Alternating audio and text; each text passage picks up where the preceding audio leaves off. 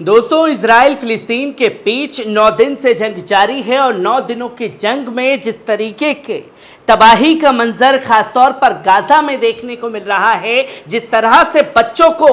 निशाना बनाया गया, नवजात बच्चों को भी जो है इजराइल के आतंकी सैनिकों ने नहीं बख्शा, महिलाओं को भी किस तरीके से शहीद किया गया उसकी तस्वीरें लोगों के सामने हैं। जहां फिलिस्तीन में शहीद होने वालों की संख्या 2200 के पार पहुंच गई है, 7500 से ज्यादा लोग जो हैं वो घायल हैं, तो वहीं इजराइल में तकरीबन 1800 लोग मारे गए और यही तस्वीर जो है 5000 के आसपास लोग घायल बताए जा रहे हैं। और जैसे जैसे इजराइल ने हमले तेज किए तो मजलूम फिलिस्तीनियों के ऊपर कहर बरपाना शुरू कर दिया गया, जहां 24 घंटे का अल्टीमेटम दिया गया, जहां अल्टीमेटम में यह साफ तौर पर कहा कि गाजा को खाली कर दें और अगर यह नहीं किया गया तो चाहे अस्पताल हो, स्कूल हो, कॉलेजेस हो, घर हो, हर किसी चीज को तबाह कर दिया जाएगा। और जब अस्पतालों के ऊपर बम गिराए जा रहे हैं तो इसको लेकर इजराइल सरकार को कड़ी फटकार WHO की तरफ से लगाई गई है, जहां WHO ने साफ तौर पर फटकार लगाई और कहा कि जिस तरह से पीड़ितों को परेशान किया जा रहा है, जो अस्पताल में भर्ती हैं, जो नवजात बच्चे 1000 से ज्यादा वेंटिलेटर पर हैं, महिलाएं तकरीबन 2000 से ज्यादा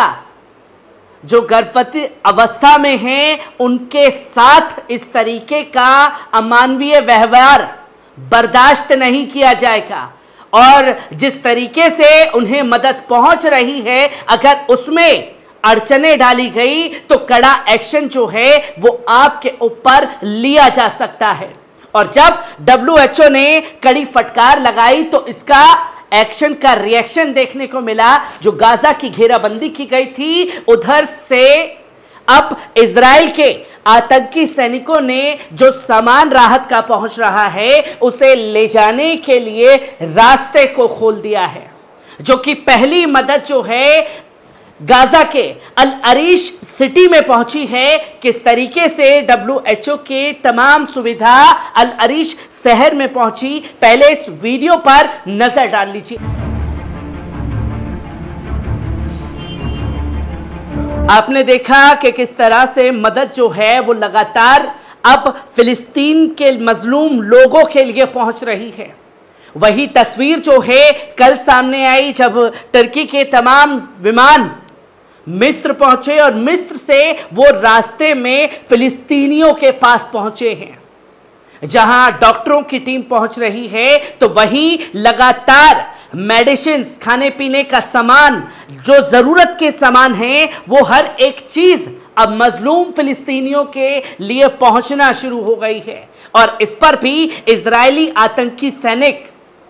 जहां जहां राहत कैंप लगाए जा रहे हैं, उन्हीं के ऊपर गोलीबारी करते हुए दिखाई दे रहे हैं। किस तरीके से यह वीडियो गाजा से सामने आ रहा है, पहले इस वीडियो पर नजर डालिए। आपने देखा कि कैसे ये दो वीडियो जो हैं वो सामने आए। एक तरफ राहत की सामग्री, जो लोग कह रहे थे कि गाजा में कुछ नहीं पहुंच रहा, तो वो देखिए कि कल की फटकार के बाद WHO के तमाम जो मौजूदा सामान थे, जो जरूरत के सामान थे, वो हर एक चीज अब मजलूम फिलिस्तीनियों के लिए पहुंचना शुरू हो गई है। और WHO ने कल फटकार में साफ तौर पर कहा था कि उत्तरी गाजा में 2000 से अधिक मरीजों का इलाज करने वाले 22 अस्पतालों को खाली करने के इजराइल के बार बार दिए गए आदेशों को बर्दाश्त नहीं किया जाएगा। मरीजों और स्वास्थ्य कर्मियों को जबरन बाहर निकालने के वर्तमान मानवीय और सार्वजनिक व्यवस्था आपदा और भी बदतर हो जाएगी,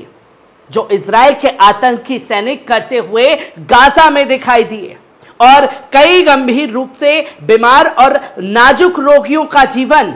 अधर में लटका हुआ है। वे जो गहन देखभाल में हैं या जो जीवन समर्थन पर निर्भर हैं, जिसमें हेमोडायलिसिस, जो डायलिसिस के पेशेंट हैं, उन्हें भी इजराइल के आतंकी सैनिकों ने नहीं बख्शा। तो वहीं जो जीवन समर्थन पर निर्भर, इसके बाद नवजात शिशु जो कि 1000 से ज्यादा वेंटिलेटर पर हैं, गर्भावस्था की जटिलताओं से ग्रस्त महिलाओं और अन्य सभी को यदि कहीं जाने के लिए मजबूर किया जाता है और बाहर निकाले जाने के दौरान जीवन रक्षक चिकित्सा देखभाल से वंचित कर दिया जाता है, तो उनकी स्थिति में असन गिरावट या मृत्यु का सामना करना पड़ेगा। उत्तरी गाजा में स्वास्थ्य सुविधाओं में घायल मरीजों का आना जारी है और वे अधिकतम क्षमता से अधिक काम करने के लिए संघर्ष कर रहे हैं। अस्पताल में बिस्तरों की कमी के कारण कुछ रोगियों का इलाज गलियारों और अस्पताल की सड़कों पर किया जा रहा है। 2000 से अधिक मरीजों को दक्षिण गाजा में स्थानांतरित करने के लिए मजबूर करना, जहां स्वास्थ्य सेवाएं पहले से अधिकतम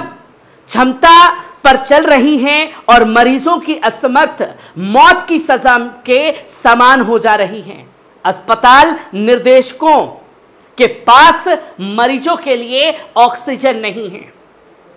और उसके बाद मरीजों के हाथों को पकड़ पकड़ करके इजराइल के आतंकी सैनिकों ने बाहर निकलने के लिए कहा, अस्पतालों पर बम गिराने के लिए कहा, जो कि तस्वीरें लगातार सामने आई जहां कई अस्पतालों के ऊपर बम गिराने का काम किया गया गाजा में इजराइल के आतंकी सैनिकों द्वारा, जहां बहाना हमास का बताया जा रहा है, पर किस तरीके से आतंक को बढ़ाया है और किस तरीके से आतंक मचाया है, ये इजराइल के आतंकी सैनिकों की तस्वीर लगातार सामने आ रही है। तो वहीं हम देख रहे हैं कि जोखिम उठाने के बजाय पीछे रहना और स्वास्थ्य पेशेवरों के रूप में कोई नुकसान नहीं पहुंचना चाहिए, अपनी शपथ का सम्मान करना चुना है। स्वास्थ्य कर्मियों को कभी भी ऐसे असंभव विकल्प नहीं चुनने चाहिए। इसके अतिरिक्त उत्तरी गाजा में हजारों लोग अस्पतालों में, उसके आसपास खुले स्थानों में शरण ले रहे हैं। उन्हें हिंसा से बचाने के साथ साथ संभावित हमलों से सुविधाओं की रक्षा के लिए आश्रय मान रहे हैं। स्वास्थ्य सुविधाओं पर बमबारी होने पर उनका जीवन भी खतरे में पड़ रहा है। स्वास्थ्य कर्मियों की मृत्यु और स्वास्थ्य सुविधाओं के विनाश में रिपोर्ट है, जो नागरिकों को जीवन रक्षक स्वास्थ्य देखभाल के बुनियादी मानव अधिकार को दोहराती भी है, जिसके कारण कल WHO ने फटकार लगाई और तुरंत WHO की फटकार के बाद बेंजामिन नेतन्याहू को घुटने पर आना पड़ा है।